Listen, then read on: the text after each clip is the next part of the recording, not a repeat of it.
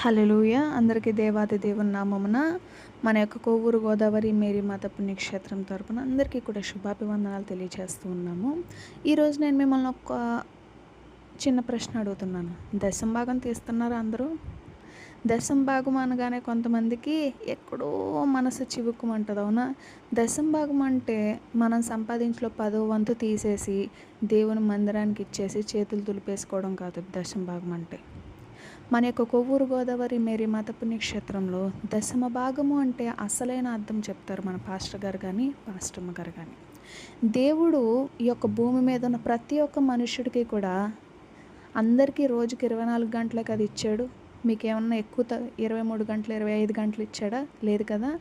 అందరికీ 24 గంటలే కదా ఇచ్చాడు. ఆ యొక్క 24 గంటల్లో నీవు 2 గంటల 40 నిమిషాలనే దశమ భాగాన్ని దేవునికి ఇస్తున్నావా? అంటే ఆ 2 గంటల 40 నిమిషాలని నీవు దేవునికే కేటాయిస్తున్నావా? దేవునిలో ఇంకా బలంగా వాడబడాలి అని ఆ యొక్క 2 గంటల 40 నిమిషాలను కనుక నీవు తీసి ప్రత్యేకంగా ప్రార్థన చేసుకోవడం కానీ, లేదా నీకు దగ్గరగా ఉన్న మందిరానికి వెళ్ళి మందిర పరిచర్య చేయడం కానీ, సేవా పరిచర్య మందిర పరిచర్య చేయడం అంటే నిజంగా దేవునికి చాలా ఇష్టం. దేవుడు అదే అంటాడు.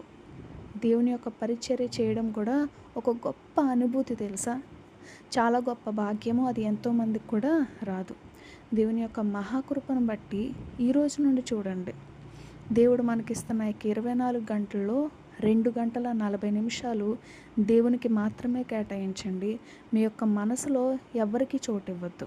నీ భర్తకి కానీ, భార్యకి కానీ, నీ కడుపున పుట్టిన పిల్లలకు కానీ, నీ తల్లిదండ్రులకు కానీ, అత్తమామలకు కానీ, ఎవ్వరికి నీ యొక్క ఆస్తిపాస్తులకి, నీ కులానికి, మతానికి కూడా చోటు ఇవ్వద్దు. నీ యొక్క మనసులో దేవాది దేవునికి మాత్రమే చోటు ఇవ్వు. ఆయన యొక్క దివ్యమైన సన్నిధిలో ఉన్న యొక్క ప్రసన్నతతో నీ యొక్క మనసును కనుక నింపుకుంటే ఆయనలో ఉన్న సకల విధములైన ఆశీర్వాదాలన్నీ కూడా దేవాది దేవుడు నీకు, నీ కుటుంబానికి కలిగిన సమస్తానికి కూడా దయచేస్తాడు. కనుక దేవుని యొక్క సంగమ ఈ యొక్క చిన్న బిట్ కనుక నీకు నచ్చినట్లయితే మన యొక్క యూట్యూబ్ ఛానల్కి సబ్స్క్రైబ్ చేసి సపోర్ట్ చేస్తారని కోరుకుంటూ thank you. God bless you.